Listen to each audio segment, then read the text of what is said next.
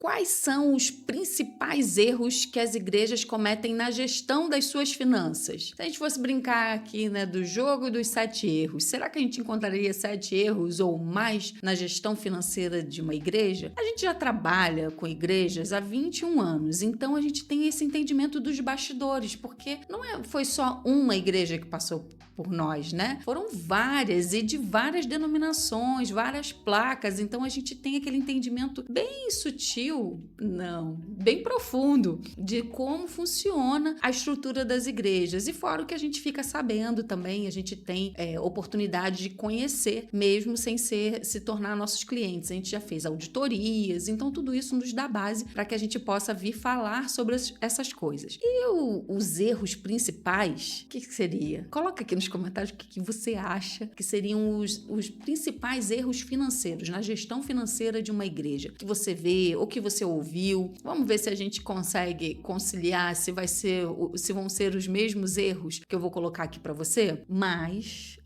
claro, né? Eu vou falar para você, curte esse vídeo, compartilha, se inscreve no nosso canal se você ainda não é inscrito. Como assim? Você não é inscrito? Se inscreve. Esse canal é o canal que mais cresce de igrejas aqui no Brasil e vamos deixar ele grandão para que mais conteúdo chegue a mais pessoas e a gente traga mais transformação. E assim eu conto com você para fazer parte disso, né? Você pode colocar aqui também, compartilhei com meu pastor, compartilhei com o tesoureiro, compartilhei num grupo de igrejas, porque faz diferença, né? O conteúdo que a gente coloca, graças a Deus, a gente recebe muito feedback bom e eu espero que você também tenha um bom retorno sobre esses assuntos que a gente coloca aqui gratuitamente para você. E vamos lá, né? Quais são as dificuldades, os piores erros? Será que a gente acha 7? Talvez não, mas eu vou te falar aqui os principais. 1. Não fazer a anotação dos gastos. Porque sabe aquele negócio do...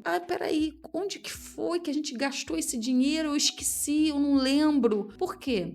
Não tem controle, não tem anotação dos gastos. O recebimento ele é mais fácil da gente entender, compreender ali qual é a média de recebimento da igreja, mas mesmo assim tem igrejas que não fazem o controle do recebimento também. Então a gente já achou 2 tipos de erro. 1, que não faz controle dos gastos. 2, que não faz controle das entradas. Porque é importante a gente entender, né? É porque a igreja, ela também passa por situações sazonais. Uma época ela tem mais recebimentos, outra época ela tem menos recebimentos. Então, como é doação, então acontece isso também. Por exemplo, Evelyn, eu tenho mais dinheiro em determinada época do ano, ou porque eu recebi dividendos, ou porque eu recebi os lucros da minha empresa, ou se eu for contratada, né, se for CLT, quando você tem férias, você recebe um pouco mais, quando você tem o 13º, você recebe um pouco mais, recebe um prêmio, uma premiação da empresa, então você recebe um pouco mais.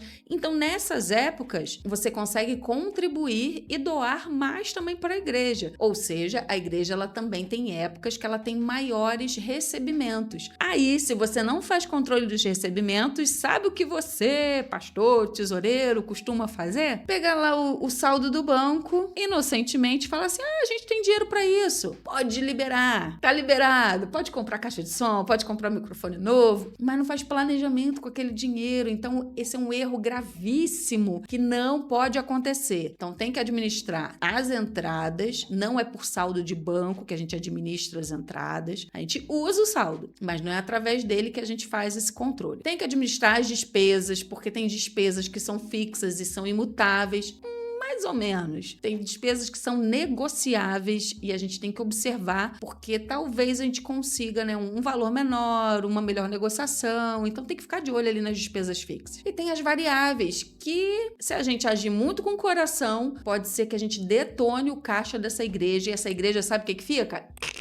No sufoco e não consegue fazer reserva. E quando ela não consegue fazer essa reserva, tudo na nossa vida a gente tem que ter uma reserva. É reserva do tempo, porque se você tá com a agenda lotada e não tem um tempinho, aconteceu qualquer emergência, vira um caos. Então tudo na nossa vida, se a gente não tiver planejamento, vamos lá para Gênesis, né? Planejamento, organização. Se a gente não tiver sempre esse descanso, que seriam as reservas da nossa vida, reserva emocional, reserva financeira, se a gente não tiver tiver esse cantinho, né, esse montante da reserva, a gente vai lá pro início, antes do dia 1, que é o quê? Caos. A gente torna a nossa vida um caos, a gente torna a vida financeira da igreja um caos. Então esse não pode ser, né, a gente não pode cometer esse erro na administração da igreja. Outros erros também é o quê? Você pagar pessoas sem uma contratação prevista em lei. Ou você terceiriza, ou você paga por RPA, dependendo se é possível, ou é mão de obra especializada, ou também pode ser voluntariado, mas aí você tem que saber a diferença disso, né, gente? Aí às vezes a gente dá uma ajudinha de custo ali pro membro para ele fazer tal serviço. Não pode. Então, assim, a ajuda de custo é por necessidade. A pessoa precisou de um gás, acabou o gás da cozinha, então você vai dar uma ajuda de custo, mas não pode ser uma troca de serviço. Então a gente tem que, né, observar essas coisas. Então, gente, segue esse canal para que você tenha mais conteúdo disruptivo e você consiga alcançar mais conhecimento. Afinal de contas, tem um livro que tem um conhecimento incrível. E uma das passagens dele fala que o conhecimento, ele liberta. Então, que tal a gente, né, seguir e consumir um conteúdo de um canal que leva a palavra de Deus a sério e traz aqui tanta coisa gratuita para você. Então,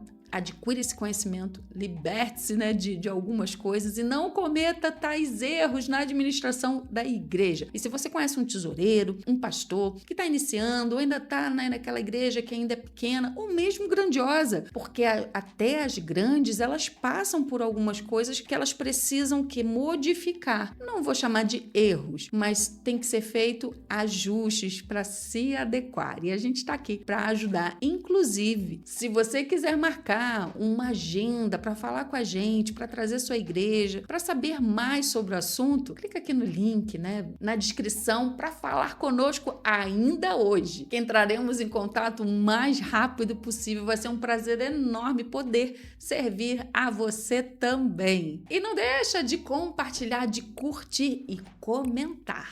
Até o próximo vídeo.